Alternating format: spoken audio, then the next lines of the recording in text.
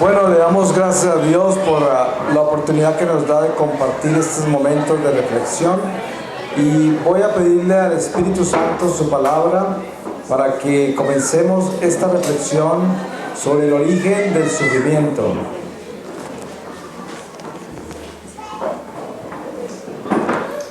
Y les voy a leer a ustedes del Evangelio de San Lucas en el capítulo 23, desde el versículo 1, dice: Jesús ante Pilato. El consejo en pleno se levantó y llevaron a Jesús ante Pilato. Allí empezaron con sus acusaciones. Hemos comprobado que este hombre es un agitador. Se opone a que se paguen los impuestos al César y pretende ser el rey enviado de Dios. Entonces Pilato lo interrogó en estos términos: ¿Eres tú el rey de los judíos? Jesús le contestó: Tú eres el que lo dice. Pilato se dirigió a los jefes de los sacerdotes y a la multitud y les dijo: Ya no encuentro delito alguno en este hombre. Pero ellos insistieron: Está enseñando por todo el país de los judíos y sobrellevando al pueblo. Comenzó en Galilea y ha llegado hasta aquí. Al oír esto, Pilato preguntó si aquel hombre era Galileo. Cuando supo que Jesús pertenecía a la jurisdicción de Herodes, se lo envió, pues Herodes se hallaba también en Jerusalén por aquellos días. Palabra de Dios. Cuando hablamos del sufrimiento, estamos hablando de nosotros, claro, porque cada uno de nosotros hemos experimentado lo que es el sufrimiento. Esto no es hablar de una idea ni de algo extraño y extranjero.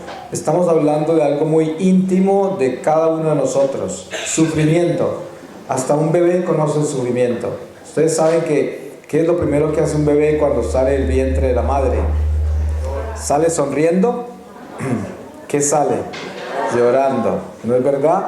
Por eso llama este valle de lágrimas. La entrada es llorando y la salida será con una sonrisa. La mayoría de las salidas es también con lágrimas y con mucho dolor la mayoría de las veces. Hay casos excepcionales, pero son pocos. De todas maneras, tanto la entrada como la salida están unidas de una forma u otra al sufrimiento. Entonces, ¿podríamos decir que el sufrimiento es malo? No, el sufrimiento no es malo, porque entonces podríamos decir que entonces la vida es mala. Porque si un bebé cuando nace llorando, entonces quiere decir que nació algo malo. No, nació nada menos que al don de la vida maravilloso, que a través de ese don puede llegar a la vida eterna, a la plenitud de una vida que nunca terminará, donde ya no habrá muerte. Por lo tanto, ese llanto es un llanto santo, que puede dar fruto. Hay un salmo que dice: van llorando a cosechar, a sembrar, pero vienen cantando con su cosecha, ¿sí? O sea que los que siembran con lágrimas cosechan con alegría. Y esto es la vida nuestra es esa. Estamos sembrando con lágrimas, pero cosechamos con alegría al final de esta vida en Jesucristo, si nosotros le obedecemos. Entonces, ¿cuál es el origen del sufrimiento? El origen del sufrimiento, obviamente, que es la vida. Ese es el origen del sufrimiento. Uno podría decir: el origen del sufrimiento es todos los males que me han hecho. El origen del sufrimiento es la maldad de este mundo. El origen del sufrimiento son mis errores. El origen del sufrimiento son miles de cosas. Pero la verdad es que el origen del sufrimiento es en la vida. Estamos vivos y por lo tanto el sufrimiento existe en nuestra vida porque es parte de nuestra vida. Ahora la pregunta es: ¿qué hacemos con ese sufrimiento? Porque todo lo que hay en la vida tiene un sentido y también tiene un servicio. Por eso siempre se pregunta ¿para qué? Y no ¿por qué? Porque ustedes saben que el primero que preguntó ¿por qué? Fue el diablo. A él no le interesó para qué, sino por qué. Ese es el rebelde. Ustedes saben, usted tiene un hijo y le dice al hijo: vete a tu cuarto, a tu habitación, y lo arreglas porque está desordenado. Si el hijo voltea y te dice ¿por qué?, te está desafiando, ¿no es verdad? Entonces, ¿cómo le respondes? Porque tienes que hacerlo y no me preguntes más. porque ya no tienes compasión con esa pregunta. Pero si el hijo se voltea y dice, ¿para qué?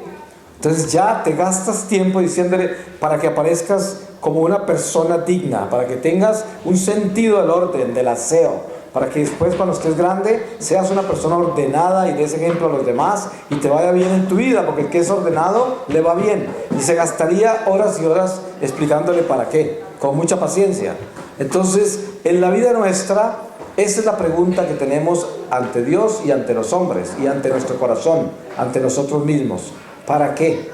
Tantas cosas que suceden en nuestra vida, para que nosotros aprendamos a sacar lo mejor de todos los eventos que nos toca vivir. Porque son muchos los eventos que vivimos cada uno de nosotros.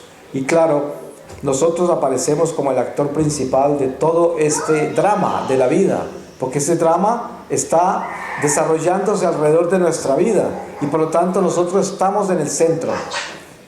Ahora, lo importante de esto es entender que este drama de la vida lo tenemos que vivir en el centro de nuestra realidad, pero con Dios siendo el eje de ese círculo. Porque si estamos en el centro de ese círculo que es la vida, tiene que tener un eje del cual no se descarrile ese círculo y tiene que ser un eje perfecto. De lo contrario, tarde o temprano se va a descarrilar si no es perfecto. ¿Cuál es el eje imperfecto de nuestra circunferencia? Es nuestro ego, nuestro amor propio, cuando creemos que somos nosotros los encargados de todo, los que controlan todo y que todo depende de nosotros. Ese es un eje que se va a romper en algún momento, porque llega un día en que a usted le falla la salud mental o física o emocional o quién sabe qué, o espiritual, y ya no tiene la capacidad de por sí mismo hacer las cosas que antes hacía. Entonces, ¿qué pasó? ¿Acaso las cosas dependían de usted? No dependían de usted. La prueba está que si dependieran de usted, no se hubiera enfermado. Si dependieran de usted, no le habían pasado las cosas que le pueden haber pasado. Lo importante para nosotros descubrir el origen del sufrimiento es entender que el sufrimiento es parte de la acción de estar vivo. Es como dice un refrán: el que no ha cometido errores es porque nunca ha trabajado. Claro, generalmente el hipócrita y el perezoso parecen ser que no cometen errores. Ustedes se dan cuenta, yo a veces voy a funerales, como viajo todo el tiempo y trato de ir a misa todos los días, termino en muchas iglesias. Y las iglesias donde voy a veces tienen un muerto ahí, están en un funeral, y yo no tengo ni idea quién es. Y estoy ahí, pues oro por el muerto y participo en el funeral. Pero muchas veces en esas despedidas del muerto, generalmente tratan de ser muy buenos con los parientes y con todo el mundo y dan unos sermones que colocan el muerto siempre en el cielo. Nunca colocan el muerto en ningún otro lugar para que el cielo.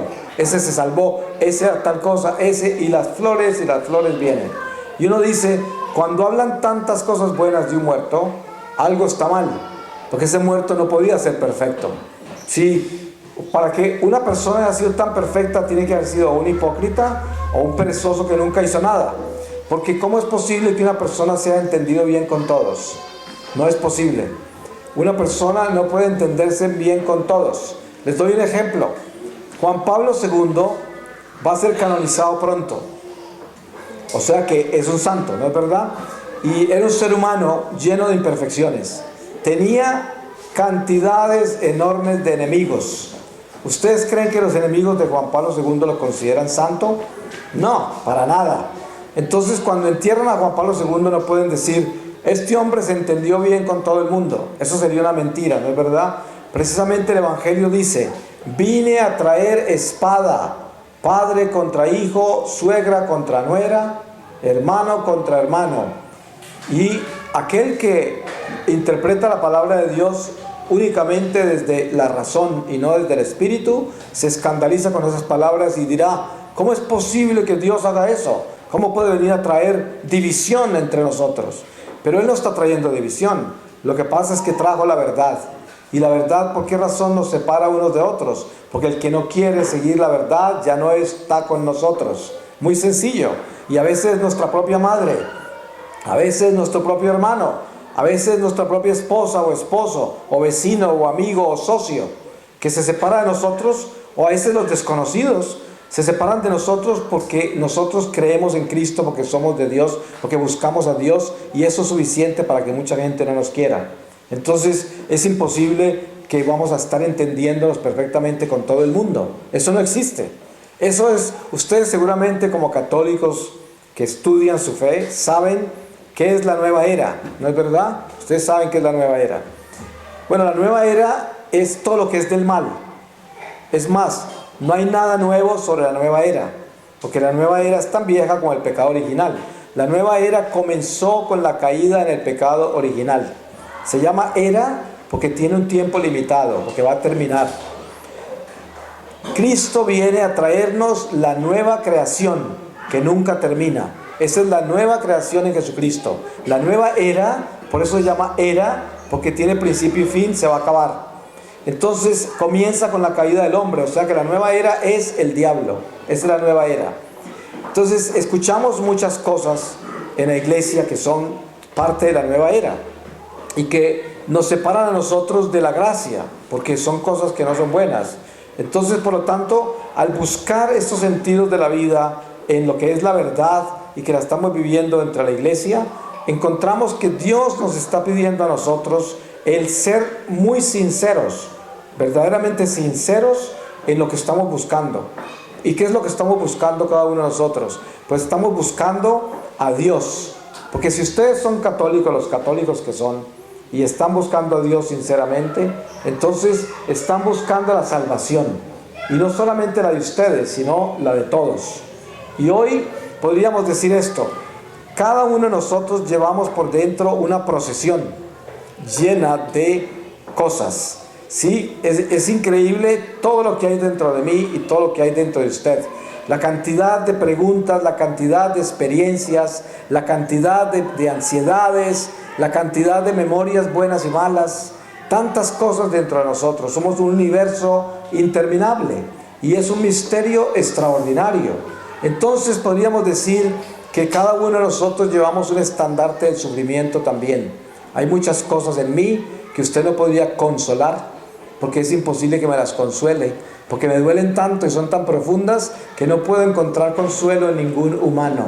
No pueden, porque ningún ser humano entiende el dolor que yo llevo, la soledad que hay en mi alma internamente, las preguntas existenciales que tengo. Nadie me las puede solucionar. Y por eso estamos acá nosotros, para darnos compañía y consuelo. Pero no porque tengamos la capacidad para hacerlos humanamente, sino porque nos estamos compartiendo lo mejor que hay entre nosotros. Y eso que hay entre nosotros que da consuelo, esperanza y amor, ¿cómo se llama? Ese es el Espíritu Santo, el que nos consuela. Les doy un ejemplo muy sencillo. Yo estoy aquí al frente de ustedes, hablándoles del origen del sufrimiento. Esto yo no lo estudié, no lo preparé, no lo leí en ninguna parte. Simplemente hoy en misa, antes de llegar acá, cuando iba hacia la comunión, sentí en el corazón que hablara de eso. Y por eso estoy hablando de eso. Pero no sabía en qué forma se iba a desarrollar este tema. ¿Y qué está sucediendo en este momento? El Espíritu Santo se está manifestando. ¿Y cómo se está manifestando? A través de ustedes. Cada uno de ustedes trae dentro de su corazón un nivel diferente e incomprensible del sufrimiento que llevan en sus vidas. Y a través de mí, el Espíritu Santo lo está expresando, porque ustedes me lo están sacando, como les dije antes.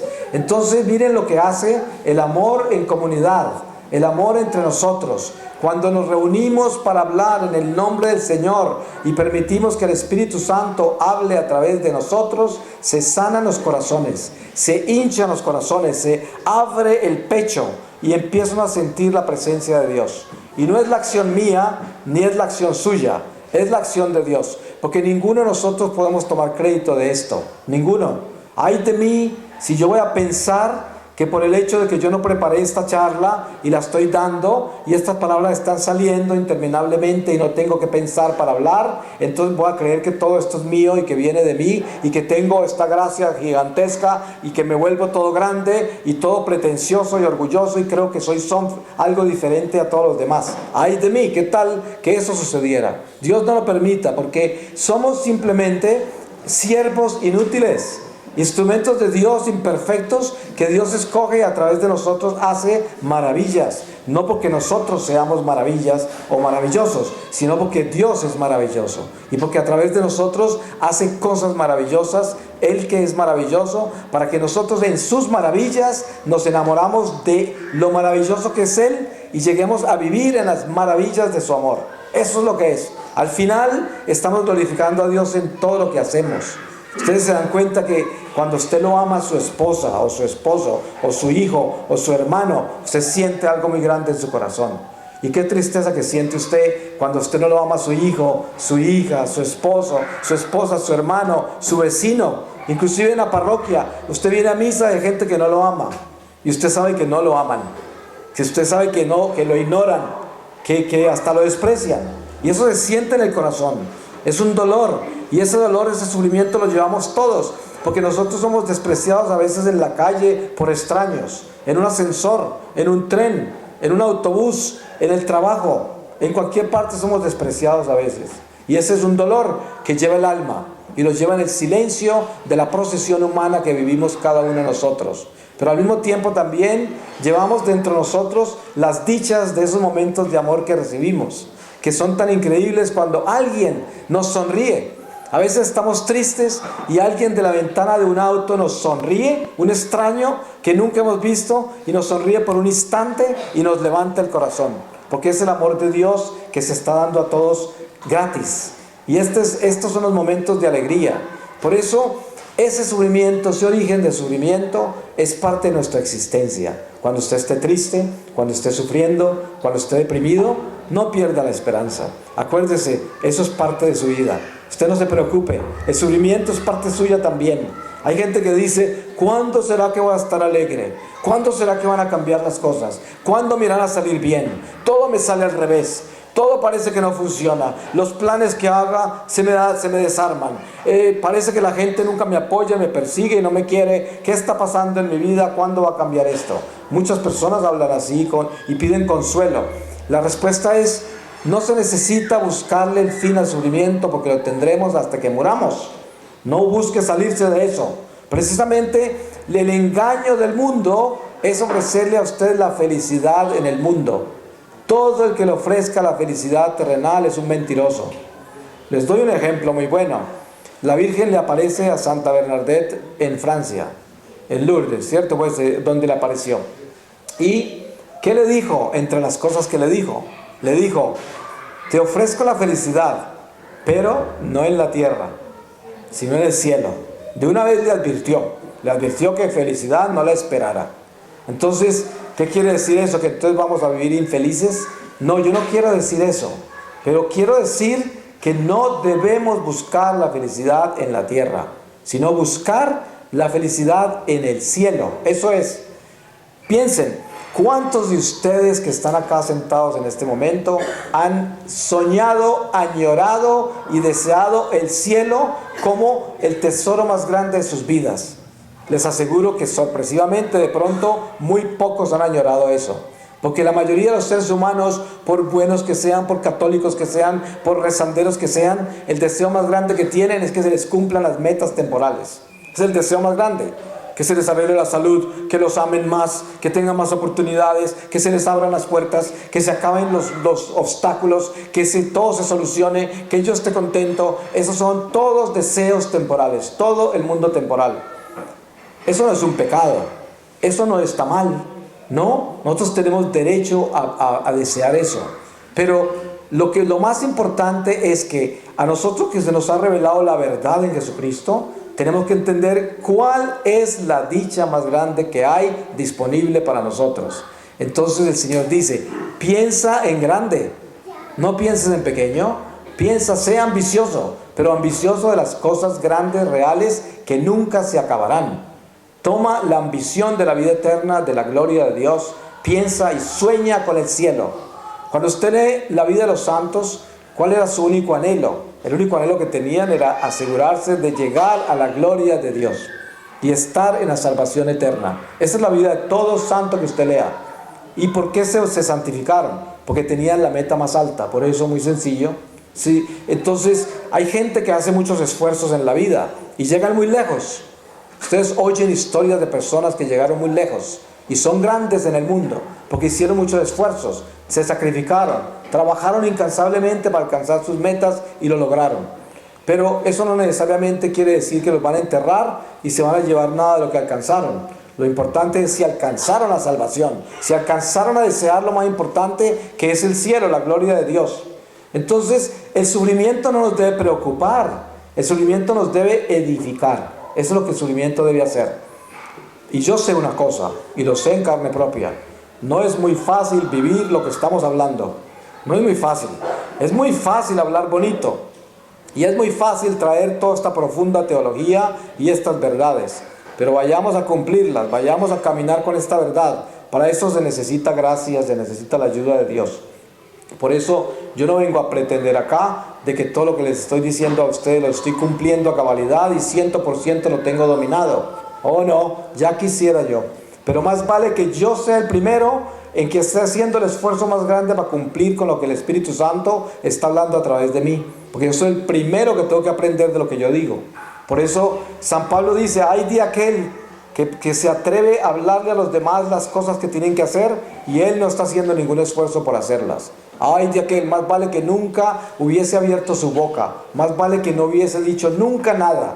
Y por eso lo importante es hoy entender esta gracia tan grande que tenemos de estar vivos, de ser hijos de Dios, de que nos hayan dado verdades tan hermosas como es decirnos que Dios existe, que está vivo, que la experiencia de Dios no es una mentira, no es una ilusión, no es una fantasía. La experiencia de Dios es una realidad. Dios no es invisible como nosotros creemos. Dios es perfectamente visible y por eso tenemos que llegar a ser perfectos para poder verlo. Les voy a dar un ejemplo de eso. ¿Ustedes saben cuánta gente sabe que la mamá era buena solo cuando se murió? Y apreciaron que una persona era muy importante en la vida de ellos solo cuando se murió. Pues cuando estaba viva nunca le dijeron que la amaban, que era importante, que nunca sabían el significado realmente de esa amistad, de esa maternidad, de la existencia de esa persona. Pero cuando está en el ataúd, ahí lista para enterrar: ay, era tan buena, ay, nunca le dije que la amaba, ay, ya muy tarde, ¿no? Entonces, el amor de esa madre no es invisible. El amor de esa madre siempre estuvo ahí, pero uno no lo vio, no lo vio. Y así es Dios. Dios no es invisible, Dios está acá y está entre nosotros, solo que no lo vemos. ¿Por qué no lo vemos? Porque no lo apreciamos, porque no le decimos a Dios: te amo, te glorifico. Miren lo importante que es hacer lo que estuvimos haciendo acá durante la alabanza y la oración. ¿Qué estábamos haciendo? Diciéndole al Señor: yo te amo, tú eres grande, tú eres todopoderoso, tú eres todo en mi vida, Señor. Ven a sanarme, a liberarme, a desatarme. Yo creo en ti, yo confío en ti. Yo sé que tú eres el creador, tú me hiciste con tus manos. En ti confío, Señor. Soy duro, soy de piedra, ablanda mi corazón. Ven y sáname, derrótame, desátame, hazme nuevo, Señor, transfórmame. Yo creo en ti, yo confío en ti. Necesito esta gracia hoy, Señor. Ten compasión, ten misericordia, aleluya, amén, gloria a ti, Señor. Y todo esto viene del alma, viene del corazón, y esa es la alabanza importante para que Dios se haga visible en nuestra vida. Porque si lo hacemos invisible, ¿a quién le estamos hablando? ¿Estamos hablando como un loco, hablándole a la pared, a un Dios que no existe? No, precisamente la alabanza es hacer a Dios visible. Esa es la alabanza. La oración hace a Dios visible. ¿Porque le estoy hablando a una pared? No, yo estoy hablando con Dios. Usted, ¿cuántas veces no está solo en su habitación y está desesperado? Y tiene problemas. Y está encerrado y no le puede contar a nadie lo que le pasa, porque nadie lo va a entender, o por lo menos usted piensa así, que nadie lo va a entender. Y además no quiere abrir su corazón porque es demasiado íntimo, no quiere contarle su vulnerabilidad y sus debilidades a nadie, y a veces ni a su propia familia. Entonces usted solo en su habitación está llorando y está desconsolado, y está hablando ¿con quién? ¿Con la pared?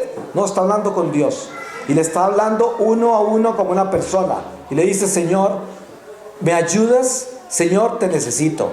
Señor, mira que estoy convertido en harapos, estoy convertido en desechos. Necesito que me construyas, que me ayudes a edificar, a levantarme de las cenizas como el ave fénix.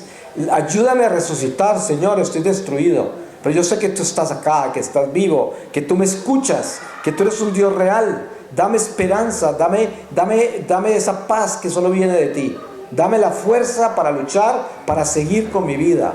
Esto es importante porque entonces el sufrimiento se convierte en una conversación con Dios. Ustedes saben, hay mucha gente que pasa por esta vida completamente desinteresado de Dios. Pero cuando les va mal y están pasando cosas bien horribles en su vida, aparecen acercándose a Dios. Entonces ya se arrodillan, ya agachan la cabeza, ya le hablan a Dios como si existiera, cuando no existía mientras todo estaba bien. Y ahora sí existe. ¿Por qué? Porque lo necesito. Y parece que Él es el único que puede arreglar este desorden, porque el desorden solo lo arreglaría una obra sobrenatural. Solo un milagro.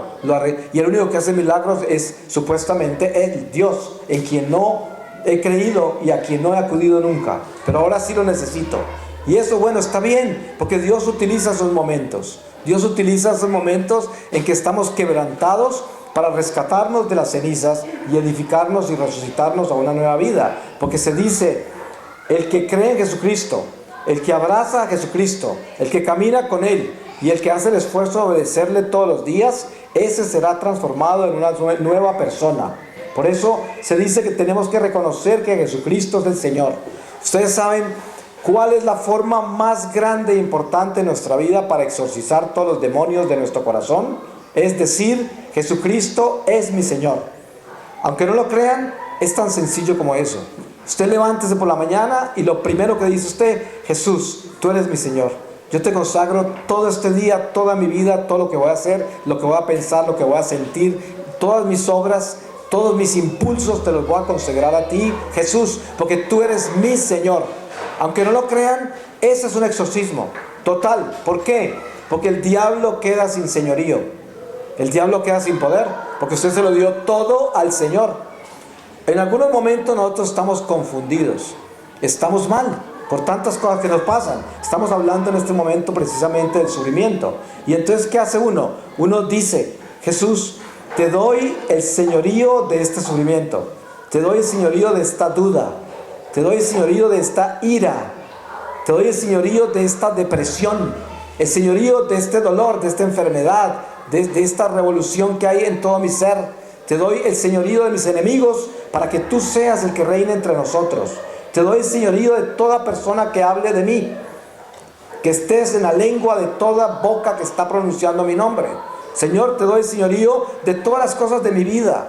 Y ese señorío a Jesús es definitivo en nuestra vida, porque así todo sufrimiento, toda prueba, se la llevamos a Él y le damos el señorío a Él de todo ese sufrimiento. Entonces, a pesar de que el origen del sufrimiento es la vida misma, y la vida misma solo viene de Dios, que es el único que da la vida, por lo tanto, no podríamos decir Dios creó el sufrimiento a propósito para que suframos. No, pero Dios creó la vida y nos la dio a nosotros para que de ella hagamos una salvación eterna, porque Él mismo también nos trajo la salvación en el mismo Jesucristo. Y el sufrimiento es parte de la forma en que Dios moldea el alma. Un ejemplo: el alfarero toma la arcilla y le va dando vueltas a la arcilla hasta darle la forma que busca. Y cada objeto tiene una forma diferente y un uso diferente. Dios, que nos ha creado a nosotros, que es el divino alfarero, nos tiene dentro de ese horno donde nos está moldeando y formando, porque nosotros todavía estamos en el vientre de la tierra. O sea, somos arcilla de barro en formación de las manos del alfarero. Estamos en formación. El Señor está haciendo a nosotros una forma que es a su imagen. Nos está formando a su imagen, porque Él nos creó a imagen de Él. Y eso es lo que Él está haciendo. Entonces, ese moldear duele. Ustedes se dan cuenta que la disciplina de nuestros padres nos duele. Cuando ellos vienen y nos llaman la atención y nos ponen en orden sobre cosas que están desordenadas, eso nos duele. A veces nos da hasta rabia y a veces nos rebelamos. Y eso pasa con toda disciplina. Cuando usted va donde el médico le dice: tienes que perder 20 kilos. Eso duele. Porque usted sabe que tiene que dejar de comer todo lo que le gusta. Y de pronto tiene que hacer ejercicio que no le gusta hacer. Y de pronto tiene que tomar medicinas que no le gusta tomar. Y tantas cosas y sacrificios tiene que hacer. Pero tiene que estar en obediencia, o hace eso o se muere, o le va a dar una enfermedad horrible. Entonces, ¿qué hace? Le toca obedecer, eso duele, eso es incómodo. Y eso pasa también con el sacrificio que tenemos que hacer para cumplirle a un amigo, para cumplir el trabajo. Hay cosas tan horribles, tenemos que trabajar para poder subsistir, y el trabajo a veces se vuelve como un castigo, porque a veces no queremos trabajar y tenemos que trabajar. Y tenemos que obedecerle a personas y a situaciones en la vida que no quisiéramos, y sin embargo lo tenemos que hacer, y todo eso duele. Eso es parte de un sufrimiento que llevamos existencial. Pero ¿acaso eso no es bueno? Porque mire que cuando la labor está hecha y cumplida, hay un descanso en el corazón, a pesar de que hubo tanto sufrimiento, tanto sacrificio. Yo a veces hablo con gente que se retira ya por edad del trabajo, y sufrieron mucho en el trabajo, tuvieron conflictos con los compañeros de trabajo, pasaron toda clase de dramas en su vida de trabajo, y sin embargo lo único que hacen cuando se van es extrañar el trabajo, porque es que lo necesitaban. ¿Cómo es de cierto eso que muchas personas que se retiran, si no se dedican a hacer nada, se envejecen muy rápido y se mueren? Porque se marchitan, y estaban más vivos cuando trabajaban, y pensaron que al retirarse se iban a descansar. No, fue a morir, porque se marchitaron. El trabajo los tenía vivos, y todos esos conflictos en el trabajo, las humillaciones, todas esas cosas que pasaban en el trabajo, era lo que les daba vida. Y pensaban que eso les quitaba la vida, pensaban que esos eran sus tormentos que no los dejaban vivir en paz. Pero resulta que cuando se retiraron y se fueron para la casa a vivir en paz, se envejecieron todos y se murieron, y se llenaron de enfermedades. El trabajo, el sufrimiento, el esfuerzo es lo que nos mantiene vivos a nosotros. Eso, ¿qué es lo que lo mantiene usted moviéndose? Que lo vienen persiguiendo. Eso es. Si no, no corriera. Si no, no se moviera. Pero mire, usted quiere estar bien despierto, que le cuenten un chisme de que hablaron mal de usted. Ahí sí que está despierto. ¿Cómo? Así, ya le salen voces que nunca ha pronunciado, le salen tonos de voz que nunca ha oído, que han salido de usted. ¿Cómo? ¿Y por qué? Porque le tocaron la vida, le tocaron la fibra. Entonces, gracias a esos chismosos, porque esos chismosos nos mantienen vivos a nosotros, ¿sí? Y esto es el sufrimiento. Dense cuenta ustedes, el sufrimiento es vida.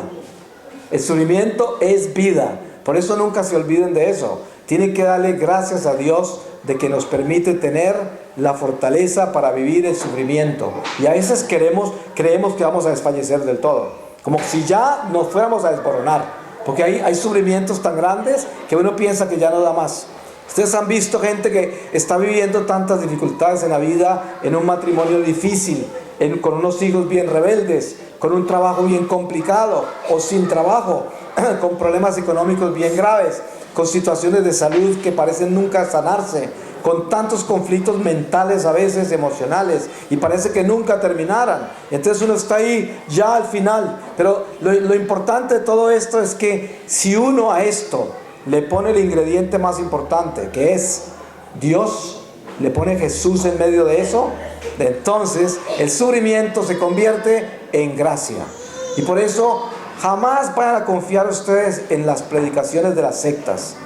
Miren que mucho católico se pone a imitar a los protestantes y la forma en que predican. Y yo conozco mucho predicador protestante que parece que fueran protestantes. Y están hablando de la prosperidad y la sanación y salvación y esto y lo otro, pero en una forma en que están glorificando el no sufrir, el no tener incomodidades, el no tener obstáculos en la vida, el tener prosperidad solamente y salud, y eso es lo más importante, y viva Jesucristo y aleluya, porque eso es lo que estoy buscando. Ojo con eso, eso no es el cristianismo. El cristianismo verdadero es: yo glorifico a Dios en todas las cosas, incluyendo mi sufrimiento. Yo no voy a evitar el sufrimiento. Mire cuántas veces dejo yo de ser caritativo porque no quiero sufrir. Muchas veces usted necesita ir a ayudarle a un pariente que está enfermo, pero usted no quiere pasar por la incomodidad de pronto estar despierto toda la noche cuidando al enfermo, porque le da pereza, porque es mañana voy a estar todo cansado, mañana quién sabe qué, y no hacer esfuerzo por sacrificarse. Entonces muchas veces uno no quiere sufrir, ni mortificarse, ni sacrificarse, porque no quiere, porque quiere buscar la comodidad, porque quiere buscar solamente las cosas que son apetecibles. ¿Y esto qué pasa? Eso evita que nosotros tengamos las bendiciones de Dios, evita el crecimiento. Por eso, las bendiciones más grandes de nuestra vida las recibimos en el sacrificio. Les quiero poner un ejemplo. Hace poco, con un caballero que hay en la parte de atrás, español, me estaba hablando de San José. Inclusive él tiene algunas de estas para regalarles. El señor está atrás de corbata, un señor muy digno que está atrás, que lo conocí brevemente, y me hablaba de algo muy importante. Santa Teresa de Ávila tenía como patrono a San José, y San José fue tan amigo de Santa Teresa que le proveyó con todo lo que le pidió, hasta el punto que ella llegaba y se ponía disgustada con él. A veces decía, ¿qué pasó con lo que te pedí? ¿No? Y le hacía reclamos así. Eran íntimos amigos, y las historias son interminables de lo que Santa Teresa hizo con San José. Y muchos santos han tenido una relación íntima con San José. Yo lo amo especialmente, y es un santo muy humilde, tanto así que casi no se menciona en la iglesia. Últimamente lo entraron a la liturgia, y últimamente está pronunciado dentro de la liturgia, que es algo muy lindo que hemos recibido. Y yo entiendo que San José es un apóstol grandísimo a los finales de los tiempos. Por eso yo pienso que él va a comenzar a aparecer más y más en estos tiempos. Así de que de pronto ustedes pueden alcanzar a recoger este boletín de afuera. Y se los recomiendo también las devociones a San José, para que ustedes no solamente le oren a San José y le pidan, pero también le den. San José es el patrono de la familia, entonces amen la familia. Es el patrono de la iglesia también, porque él es el padre putativo de Jesús. Amen la iglesia, y así aman a San José, y de paso él los ama a ustedes y les concede cosas. Pero entonces, ¿qué quiero decir yo con eso? Quiero decir, el sufrimiento de San José, ustedes jamás lo podrán imaginar. ¿Ustedes se pueden imaginar lo que sufrió San José? Él estaba en Belén con ese niño recién nacido, y es el encargado de cuidarlo. Y un ángel se le aparece en un sueño y le dice, vuélese, váyase para Egipto ya. No le digo dentro de una hora ni mañana, sino ya. Y salió corriendo para Egipto. Eso no es tan fácil. A lomo de mula, llevando a la esposa y el bebé para Egipto, que quedaba bien lejos. Se fueron. Luego se le aparece otra vez y dice, ya regrese. Y todo fue así, la vida de él fue así. Siempre fue así. Y él sabía que ese niño no era cualquier cosa. Sabía quién era. Entonces el sufrimiento de él es muy grande. Por eso en los santos nosotros encontraremos estas bendiciones tan grandes, que es aprender a glorificar a Dios en el sufrimiento. Por eso nunca vayan a perder su esperanza ni su fe por el sufrimiento en que están. Denle gracias a Dios. Solo sé lo difícil que es mantenerse firme en ese sufrimiento. Es muy difícil. Pero les cuento, mire, cuando una persona está sufriendo harto, esa persona en ese momento puede ser la persona que más amor tiene, porque conoce el dolor y conoce el sufrimiento. Y por eso uno generalmente es consolado por aquellos que han vivido el desconsuelo. Ustedes saben, cuando muere un esposo y está la viuda al lado del ataúd, yo le aseguro que el mayor consuelo para esa viuda es otra viuda, que ya fue viuda antes y que ya sabe lo que es ser viudo. Esa persona entiende el dolor de esa viuda. Y cuando se pierde un hijo, cuando se pierde un trabajo y queda uno sin dinero, cuando se pierde una amistad o se daña un matrimonio, cuando suceden de esos, ¿quiénes son los mejores consejeros? Aquellos que han vivido ese dolor. Por eso la experiencia nuestra de vida es muy importante. Nunca se guarden lo que ustedes han vivido, porque es muy importante. Si usted ha estado en la cárcel, usted es el mejor consejero de alguien que está preso, o de una madre que tiene un hijo en la cárcel, o de alguien que conoce esa experiencia propia en sus huesos. Si usted ha tenido una enfermedad bien grave y se ha curado, y la fe lo ha rescatado de muchas cosas, usted le puede aconsejar a la gente que de pronto Dios lo puede curar, porque a usted lo curó, y porque Dios también puede cambiar las cosas. Y así, la experiencia nuestra de vida es un tesoro que nunca se podrá medir. Y por eso el sufrimiento se convierte en vida, porque es vida. El origen del sufrimiento es la vida misma. El que no ha sufrido no puede aconsejar. El que no ha sufrido no puede consolar. El que no ha sufrido no sabe amar. Tan sencillo como eso. ¿Cómo puede tener amor usted si nunca ha sufrido? Ustedes se dan cuenta que esos hijos que los padres han tenido en una burbuja y nunca han sufrido, nunca les ha pasado nada, nunca han tenido ningún conflicto en la vida, ¿qué son? hijos altaneros, desagradecidos, ingratos, malcriados. Eso es lo que son. Porque no han sufrido, por lo tanto no tienen compasión, no tienen caridad, no tienen respeto por la vida, por el sacrificio, la miseria de la vida. No lo saben, no lo conocen. Entonces amen el sufrimiento. Ahora yo no les estoy diciendo que pidan sufrimiento, es suficiente con el que nos llega. Sé que no hay que pedir. Hay santos que pidieron más sufrimiento. ¿Se imaginan cómo eran de grandes esos santos? El Padre Pío le pedía al Señor el dolor de la enfermedad de alguien para que esa persona se curara o se salvara de las penas de purgatorio o salvara su alma. Y le pedía al Señor que le diera a él físicamente los sufrimientos de esa alma. Pero para eso le toma un santo de esa talla, ¿no? Pero yo no estoy diciendo que podamos hacer eso. Eso es una gracia de Dios, si Él nos la da. Pero lo importante es vivir con el sufrimiento que tenemos y vivirlo con gracia y glorificar a Dios en ese sufrimiento, porque entonces el diablo no lo va a usar para dañarnos. Ustedes saben que el diablo puede voltear la gracia del sufrimiento y convertirlo en desgracia y maldición, y convencernos que estamos sufriendo porque estamos malditos, porque nos hicieron brujería, porque somos malos, porque no tenemos esperanza y Dios no nos perdona, que por eso estamos sufriendo. Eso es el diablo, pero eso no es verdad. El sufrimiento es parte de la vida porque es la vida misma, y Dios a través del sufrimiento nos purifica. Por lo tanto, bendito sufrimiento. Nunca se le escondan, nunca le huyan y no se acomplejen.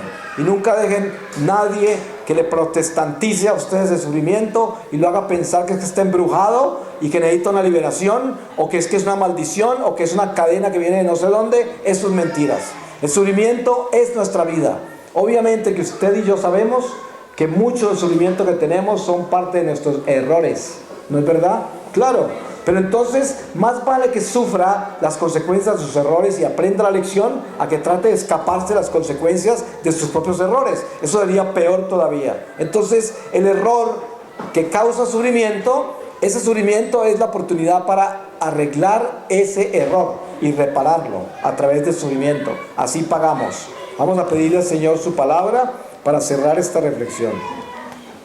Y les voy a leer de la carta de San Pablo a los Romanos, capítulo 8, versículo 1, y dice: hemos recibido el Espíritu.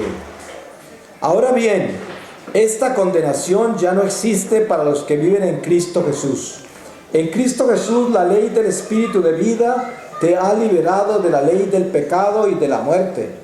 Esto no lo podía hacer la ley, por cuanto la carne era débil y no le respondía. Dios entonces quiso que su propio Hijo llevara esa carne pecadora. Lo envió para enfrentar el pecado y condenó el pecado en esa carne. Así, en adelante, la perfección que buscaba la ley había de realizarse en los que no andamos por los caminos de la carne, sino por los del Espíritu. Palabra de Dios. Pues le damos gracias a Dios por nuestra vida, por los sufrimientos. Y le damos gracias a Dios por nuestra iglesia, porque Dios nos ha dado las maravillas de ser católicos, de estar bautizados, la vida sobrenatural del Espíritu, de los sacramentos, y también la esperanza en Jesucristo, que hace que nosotros creamos y confiemos de que vamos a cambiar y que nos podemos convertir en buenas personas y que podemos ser útiles para esta comunidad de la humanidad, para el mundo, para que nuestra vida, cuando nos estén enterrando, podamos tener esa paz en nuestro corazón y podamos decir: yo hice de mi vida lo mejor que pude. Hice el esfuerzo por estar superando mis defectos. Hice todo lo que pude por arrepentirme de todo el mal que hice. Eso es lo importante que debemos hacer. Y no avergonzarnos de las cosas que hicimos, sino arrepentirnos de ellas. Porque avergonzarse de los errores es ser un orgulloso. Pero nosotros sí podemos arrepentirnos de ellos. Yo a usted le puedo decir: qué vergüenza que le ofendí. No, eso no es sincero, porque eso sería como vanidad. Hay que decirle: me arrepiento mucho por el mal que te hice, me duele en mi corazón. Dios quiere que me perdone, Dios y tú, y ya. Ese es el sentido del amor. Ahora, que Dios los bendiga, que el Señor les tenga a ustedes mucha compasión para todos sus errores y todas las experiencias que tienen que vivir todavía. Que el Señor les llene de paz, de gozo, que les dé mucha sabiduría y discernimiento, y que ese discernimiento dé fruto para que cuando ustedes descubran que está mal, lo puedan cambiar y tengan la fortaleza para hacerlo, y para que el Señor también les ablande el corazón, les abra el corazón para que el Espíritu de Dios anide en ustedes y así sean bendición para este mundo de tinieblas. porque nosotros somos los hijos de la luz y en nosotros está la esperanza de la humanidad. Amén. Gracias.